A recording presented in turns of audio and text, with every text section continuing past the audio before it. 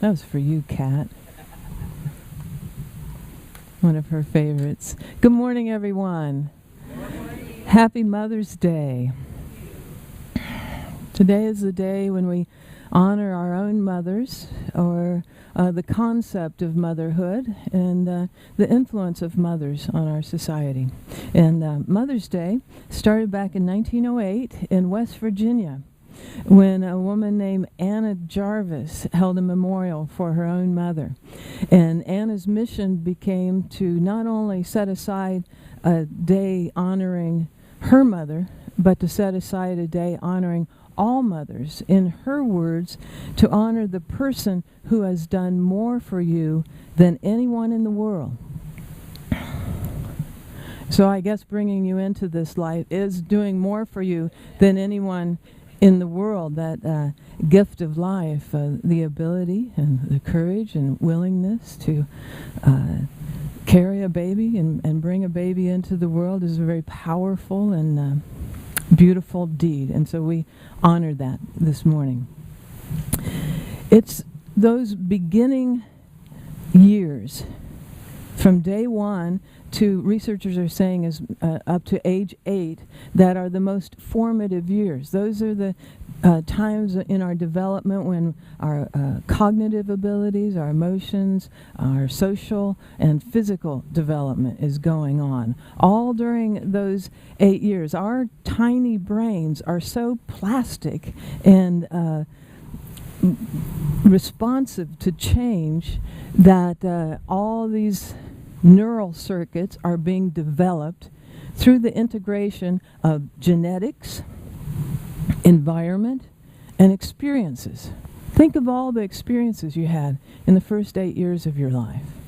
A lot of changes in your body, a lot of things going on, different places. Think of all the environments. I know for me, we lived in 5 different houses in that amount of time. So that's a lot of change and adjustment for a child to go through. It's all going on in those first 8 years.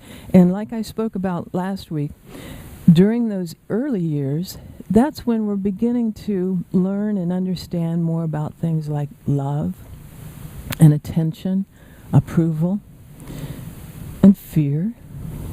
And that doesn't come just from our interaction with our mother. It comes from interaction maybe with our father or other caregivers, parental figures, or adults in our lives, neighbors. I know I learned a lot about fear from scary old Mrs. McKee that lived down the street from us. She'd just stare out her window. It was really spooky.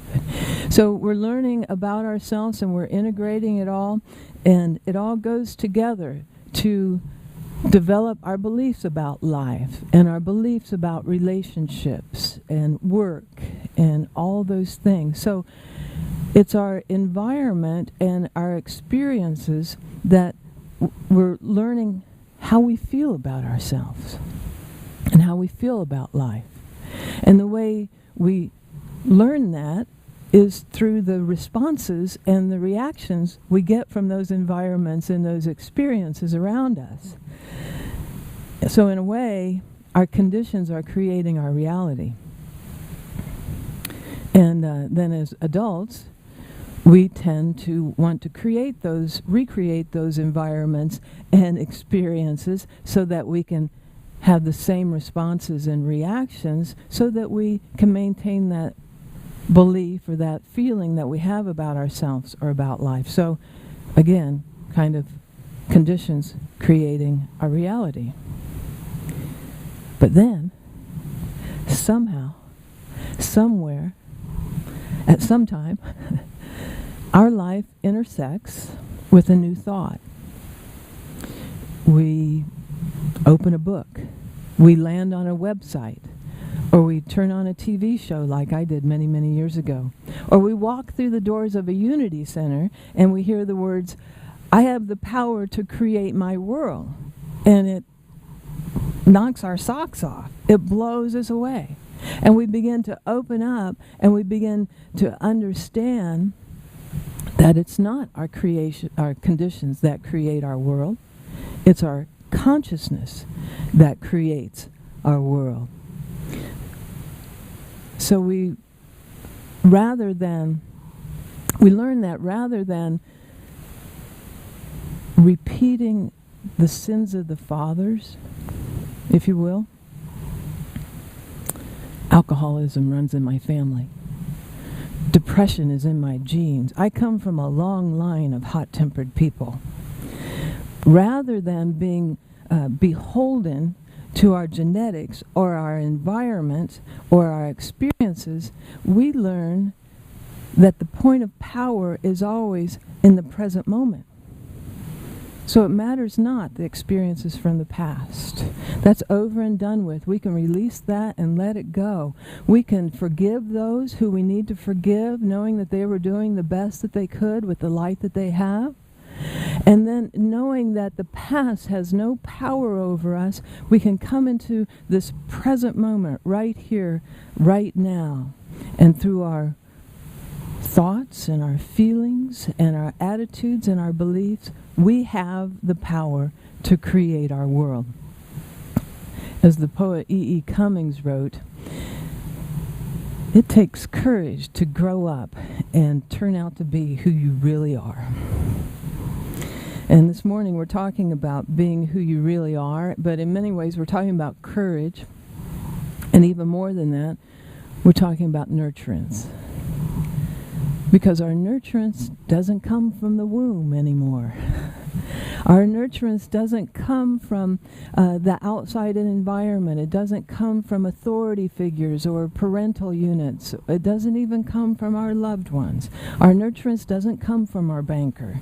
It doesn't come from our doctor or our guru or the waitress that gives us an extra scoop of ice cream on our pie.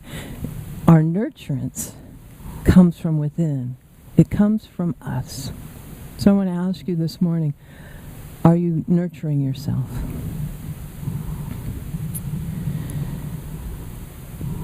Are you creating experiences and environments that make you feel loved and accepted, safe and supported?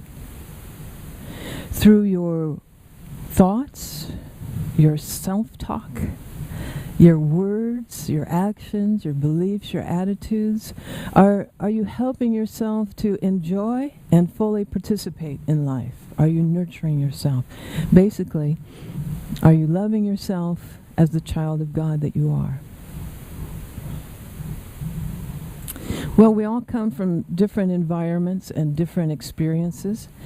And it's those environments and experiences that have helped to create, I guess you could say, what we could call set points in our life. And a set point is a level or an average place that you kind of settle into on a fairly regular basis. And you might like it, you might not. It might be comfortable, it might not, but it's familiar.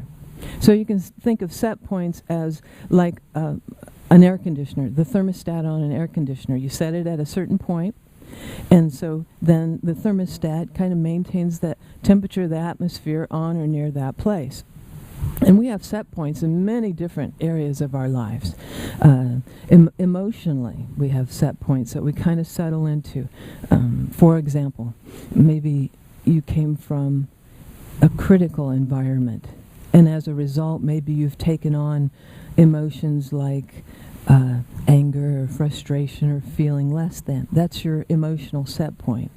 Or maybe you came from a competitive environment, and as a result, you tend to feel discouraged or overwhelmed or always feeling like you're not good enough. That's an emotional set point that you've settled into. But we have emotional set points, but we also have set points in other areas of life, like work and relationships and health and vitality, like weight. Weight has a set point. You might know somebody that they have a big event like a wedding or a vacation, and they're going to lose a lot of weight, and they do that, but then they kind of end up at the same set point. So that's a weight set point. Or money. There are people, it doesn't matter how much money they make, at the end of the month they're always in the same place. That's a money set point. But I have a story I can tell you about my mother. It is Mother's Day, right? When it comes to set points. This was several years ago after my dad had passed on, and that was a huge life change for her because, after all, she'd been married for since she was 16. So I left Nashville and went back to Indiana to be with her for a while during that time. And we'd go out shopping and out to eat like we always did. And one day I thought, I'm going to take her to one of my favorite espresso bars not very far from her house and buy her a cup of coffee.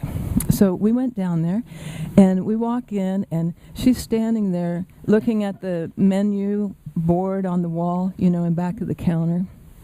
And she looks up and she goes, no way, no how, no way. I'm not going to spend that much money for a cup of coffee. and I said, And this was back several years ago, and coffee was $1, and I think it's like $2.25 at Starbucks now, right? So it was quite a while ago. I said, well, Mom, how much do you think coffee should cost? And she said, $0.25. And I said, well, what decade are you in? Maybe the 40s or maybe at McDonald's. She said, well, we're going to McDonald's because I'm not spending that much for coffee.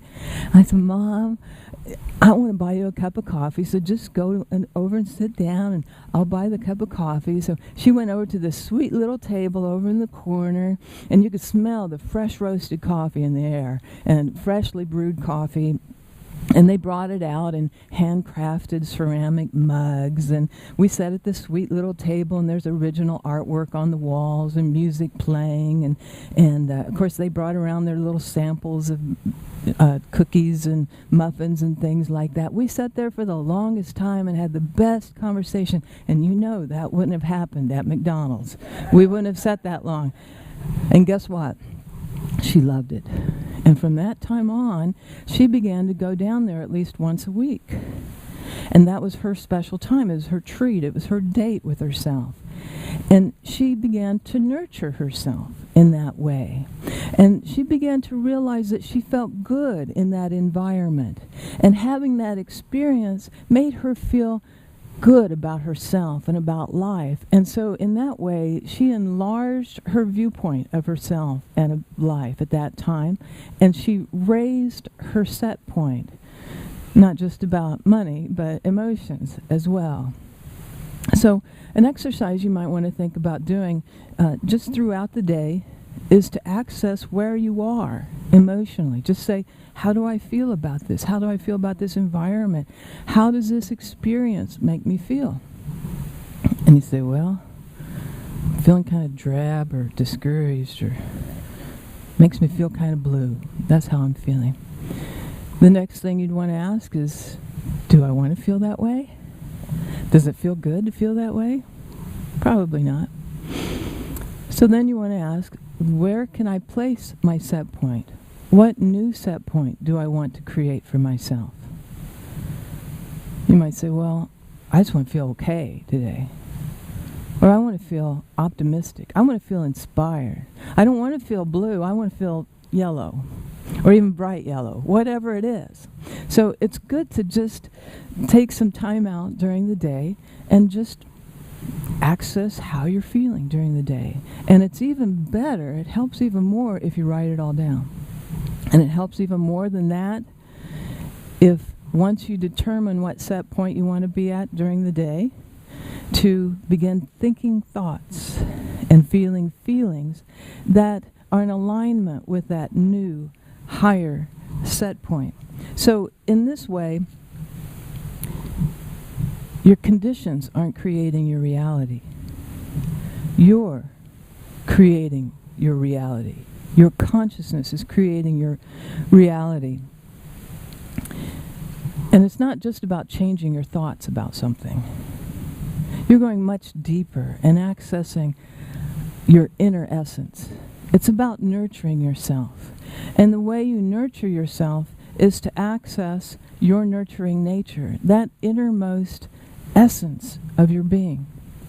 Your innermost essence is pure vibrancy. It knows nothing of pain or illness. Your pure essence is pure vibrancy. It's not concerned about how much you weigh or how much weight you lose or how much you gain. It's pure vibrancy. Your inner essence is pure abundance. It knows nothing of lack or limitation. It's not concerned about the car you drive or the clothes you wear or how much money is in the bank. Your inner essence is totally free, completely free. No mental restraints, no emotional burdens, no physical constraints, no psychological hang-ups. Your inner essence is pure love,